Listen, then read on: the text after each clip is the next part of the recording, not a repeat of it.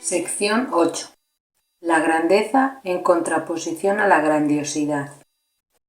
La grandeza es de Dios y solo de Él. Por lo tanto, se encuentra en ti. Siempre que te vuelves consciente de ella, por vagamente que sea, abandonas al ego automáticamente, ya que en presencia de la grandeza de Dios, la insignificancia del ego te resulta perfectamente evidente.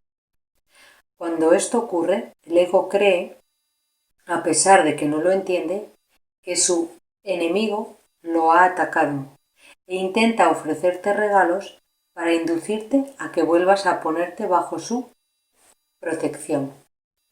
El autoengrandecimiento es la única ofrenda que puede hacer.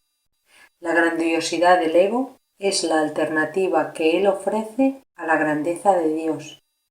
¿Por cuál de estas dos alternativas te vas a decidir? El propósito de la grandiosidad es siempre encubrir la desesperación. No hay esperanza de que pueda hacerlo porque no es real. Es un intento de contrarrestar tu sensación de pequeñez, basado en la creencia de que la pequeñez es real. Sin esta creencia, la grandiosidad no tendría sentido y no la desearías en absoluto. La esencia de la grandiosidad es la competencia, porque la grandiosidad siempre implica ataque. Es un intento ilusorio de eclipsar, pero no de deshacer. Dijimos anteriormente que el ego oscila entre la sospecha y la perversidad. Permanece receloso mientras te desesperes contigo mismo. Pasa a la perversidad cuando decides no tolerar más tu autodegradación e ir en busca de ayuda. Entonces te ofrece como solución la ilusión del ataque. El ego no entiende la diferencia que hay entre la grandeza y la grandiosidad, porque no ve la diferencia que hay entre los impulsos milagrosos y las extrañas y egocéntricas creencias que él mismo ha inventado. Te dije que el ego es consciente de que su existencia está amenazada, pero no hace distinciones entre estos dos tipos de amenaza tan diferentes. Su profunda sensación de vulnerabilidad le impide juzgar, excepto con ataques. Cuando el ego se siente amenazado, su única elección estriba en si atacar ahora o retirarse y atacar más tarde. Si acepta su oferta de grandiosidad, atacará inmediatamente. Si no, esperará. El ego queda inmovilizado en presencia de la grandeza de Dios, porque su grandeza establece tu libertad. Aún la más leve indicación de tu realidad expulsa literalmente al ego de tu mente, ya que deja de interesarte por completo. La grandeza está totalmente desprovista de ilusiones, y puesto que es real, es extremadamente convincente. Mas la convicción de que es real te abandonará a menos que impidas que el ego la ataque. El ego no escatimará esfuerzo alguno por rehacerse y movilizar sus recursos en contra de tu liberación.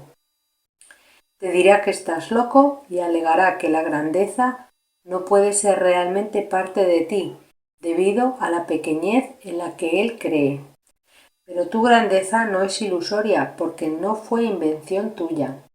Inventaste la grandiosidad y le tienes miedo porque es una forma de ataque, pero tu grandeza es de Dios, quien la creó como expresión de su amor. Desde tu grandeza tan solo puedes bendecir porque tu grandeza es tu abundancia. Al bendecirla conservas en tu mente, protegiéndola así de las ilusiones y manteniéndote a ti mismo en la mente de Dios. Recuerda siempre que no puedes estar en ninguna otra parte, excepto en la mente de Dios.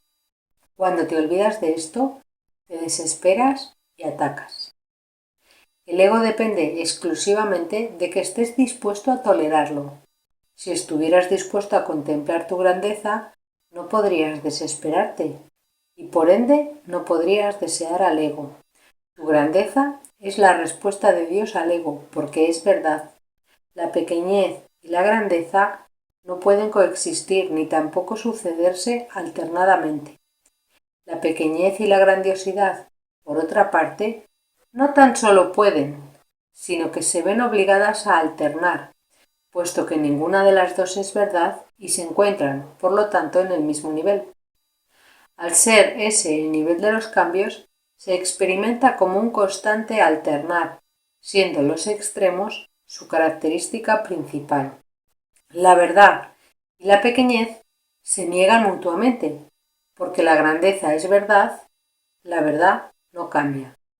Siempre es verdad. Cuando pierdes la conciencia de tu grandeza, es que la has reemplazado con algo que tú mismo inventaste. Quizá con la creencia en la pequeñez, quizá con la creencia en la grandiosidad, mas cualquiera de ellas no puede sino ser demente porque no es verdad. Tu grandeza nunca te engañará, pero tus ilusiones siempre lo harán. Las ilusiones son engaños. No puedes triunfar, pero estás exaltado. Y en tu estado de exaltación buscas a otros que están como tú y te regocijas con ellos. Es fácil distinguir la grandeza de la grandiosidad, pues el amor puede ser correspondido, pero el orgullo no. El orgullo no producirá milagros, y de este modo te privará de los verdaderos testigos de tu realidad. La verdad no está velada ni oculta, pero el que sea evidente para ti depende del gozo que lleves a sus testigos, que son quienes te la mostrarán. Ellos dan testimonio de tu grandeza, pero no pueden dar testimonio del orgullo, porque el orgullo no se puede compartir. Dios quiere que contemples lo que Él creó, porque lo que Él creó es su gozo. ¿Cómo puede ser que tu grandeza sea arrogancia cuando Dios mismo da testimonio de ella? ¿Y puede lo que no tiene testigos ser real? ¿Qué beneficio se podría derivar de ello? Si no se puede derivar ninguno, el Espíritu Santo no puede usarlo. Lo que Él no puede transformar en la voluntad de Dios no existe en absoluto. La grandiosidad es algo ilusorio, porque su propósito es reemplazar a tu grandeza. Pero lo que Dios ha creado no puede ser reemplazado. Dios está incompleto sin ti, porque su grandeza es total, y tú no puedes estar excluido de ella. Eres absolutamente irreemplazable en la mente de Dios. Nadie más puede ocupar tu lugar en ella, y mientras lo dejes desocupado, tu eterno puesto simplemente aguardará tu regreso. Dios te recuerda esto a través de su voz, y Él mismo mantiene a salvo tus extensiones dentro de su mente, mas no las conocerás hasta que regreses a ellas. No puedes reemplazar al reino ni puedes reemplazarte a ti mismo. Dios, que conoce tu valía, no lo permitiría y por lo tanto no puede suceder. Tu valía se encuentra en la mente de Dios y por consiguiente no solo en la tuya. Aceptarte a ti mismo tal como Dios te creó no puede ser arrogancia, porque es la negación de la arrogancia. Aceptar tu pequeñez es arrogancia, porque significa que crees que tu evaluación de ti mismo es más acertada que la de Dios. Sin embargo, si la verdad es indivisible, tu evaluación de ti mismo tiene que ser la misma que la de Dios. Tú no estableciste tu valía, y ésta no necesita defensa. Nada puede atacar ni prevalecer contra ella. No varía, simplemente es. Pregúntale al Espíritu Santo cuál es tu valía, y Él te lo dirá. Pero no tengas miedo de su respuesta, pues procede de Dios. Es una respuesta exaltada por razón de su fuente, y como la fuente es verdad, la respuesta lo es también. Escucha y no pongas en duda lo que oigas, pues Dios nunca engaña. Él quiere que reemplaces la creencia del ego en la pequeñez por su propia respuesta exaltada de lo que tú eres, de modo que puedas dejar de ponerla en duda y la conozcas tal como es. Vamos a pasar a la lectura comentada. En el primer párrafo he destacado que la primera línea que dice: la grandeza es de Dios y solo de Él, por lo tanto se encuentra en ti. Más adelante nos la va a contraponer con la grandiosidad o lo que él llama el autoengrandecimiento también. En la línea 5 decimos que el autoengrandecimiento es la única ofrenda que puede hacer el ego. Fijaros que por una parte tenemos la grandeza. La grandeza tiene la característica de que incluye a todos. Tú te sientes grande y sientes que todos los demás son grandes. Y el autoengrandecimiento es que tú te consideras por encima de los demás. Y nos dice en el segundo párrafo: el propósito de la grandiosidad es siempre encubrir la desesperación. Fijaros, cuando nosotros soñamos que nos separábamos de esa fuente, nos sentimos pequeños, y para contrarrestar ese sentimiento de pequeñez, ese sentimiento de indefensión, el ego nos propuso la grandiosidad. La grandiosidad lo que hace es ocultar el sentimiento de pequeñez que hay por debajo, como cuando hay un complejo de superioridad que encubre un complejo de inferioridad. Y nos dice que la grandiosidad siempre implica ataque. Fijaros que siempre que tú te consideras diferente a otro, hay un ataque, porque estás potenciando la separación, te estás separando de tu hermano. Y nos dice en la línea 6, es un intento ilusorio de eclipsar, pero no de deshacer. Esta siempre es la estrategia del ego. Lo que no le gusta lo tapa y lo cubre con otra cosa, pero no lo deshace, lo tapa. Entonces pasa al inconsciente, pero sigue estando ahí.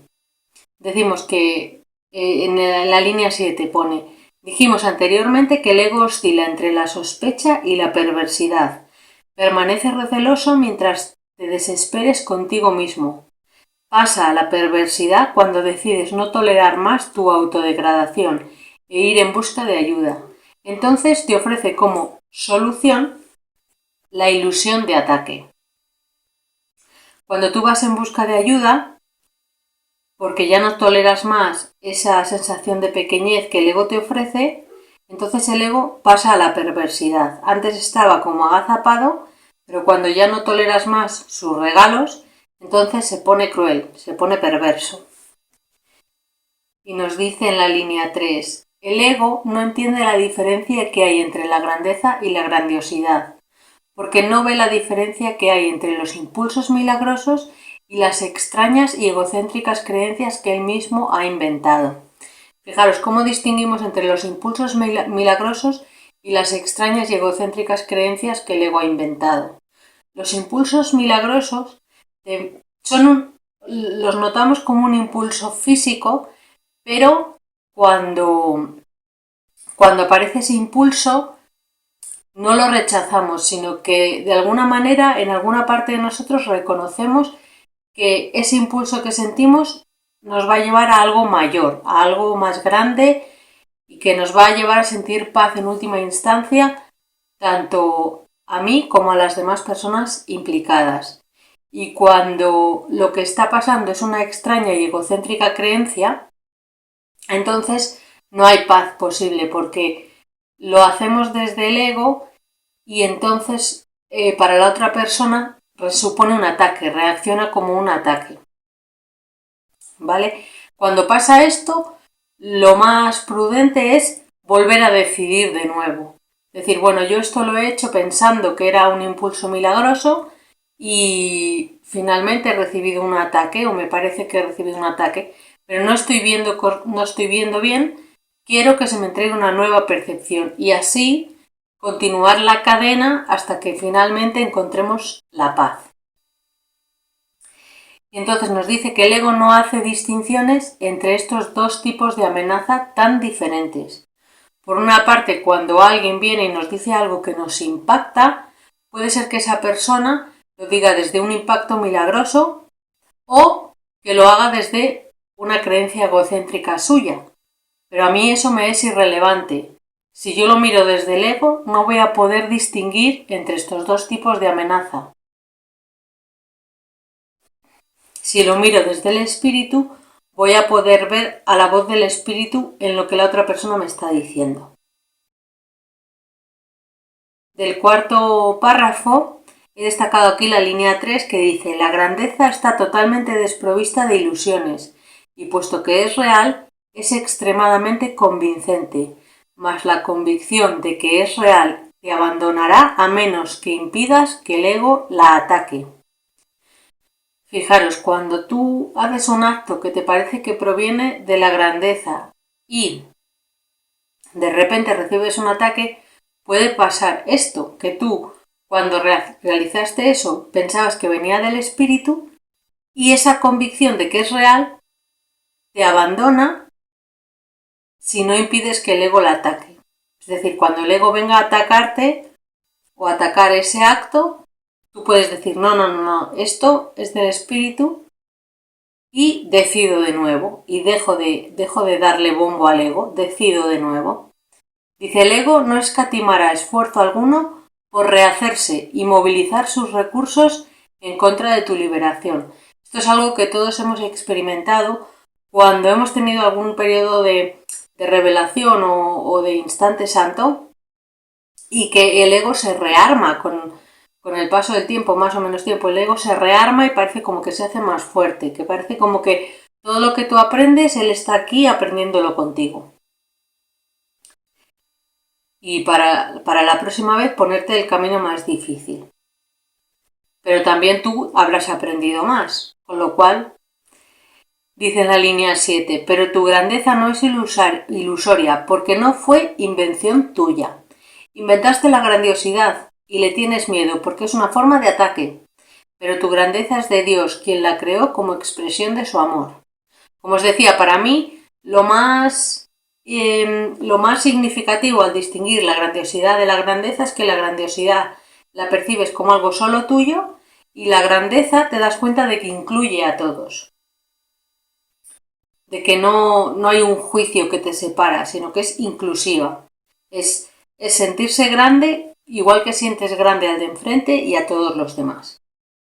Y en el párrafo 5 nos dice, desde tu grandeza tan solo puedes bendecir, porque tu grandeza es tu abundancia. Aquí está, ¿no? Si yo estoy actuando desde la grandiosidad, voy a ver a todos los demás como equivocados, desorientados, dormidos, pero desde mi grandeza solo puedo bendecirlos, solamente puedo verlos como realmente son, puedo verlos sin disfraces, sin los disfraces que nosotros le hemos puesto al Cristo.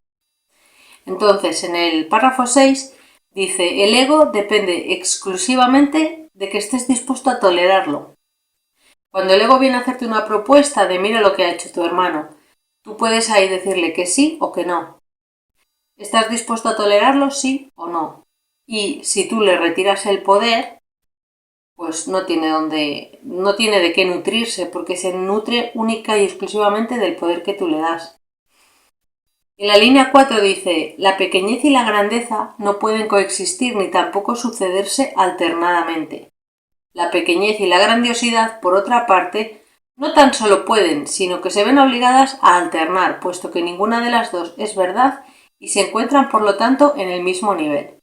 Cuando nosotros nos identificamos con el personaje, cada uno con el suyo, pues esta alternancia entre pequeñez y grandiosidad es algo muy típico. De repente te sientes por encima de los demás y de repente te sientes inferior a los demás.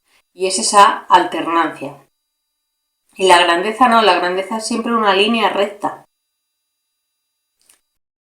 Es inmutable. Nos dice en el párrafo 7, la verdad no cambia, siempre es verdad. Lo que decíamos, ¿no? Cuando pierdes la conciencia de tu grandeza es que la has reemplazado con algo que tú mismo inventaste. Quizá con la creencia en la pequeñez o quizá con la creencia en la grandiosidad. Lo que puede pasar es eso, que tú pierdas la conciencia de tu grandeza, no que tu grandeza desaparezca. Esta es otra manera de identificar. La grandeza no desaparece, la grandiosidad sí, da lugar a la pequeñez.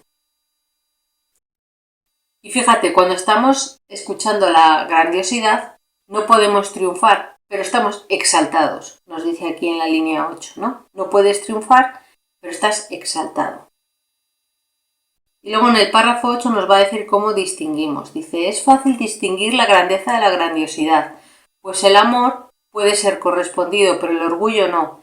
Aquí es lo que decíamos, si yo parto de la grandiosidad, y me considero diferente a ti, tú lo vas a percibir como un ataque, vas a ver mi orgullo.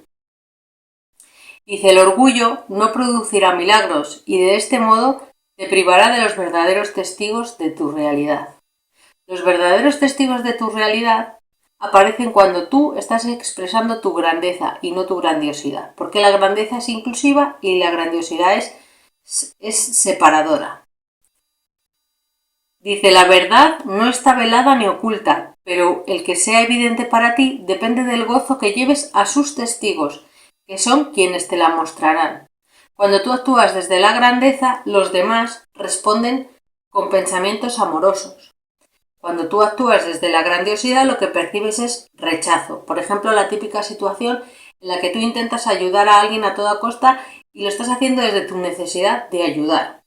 La persona percibe que tú la estás intentando ayudar desde una situación de escasez, de necesidad. Percibe a nivel sutil que tú estás queriendo algo de ella. Y esto, aunque tú no lo digas, se percibe. Y entonces lo que te vas a encontrar es un rechazo, porque hay una creencia ahí sucinta de que esa persona por sí sola no puede y que tú la tienes que ayudar. Y esa no es la grandeza, esa es la grandiosidad.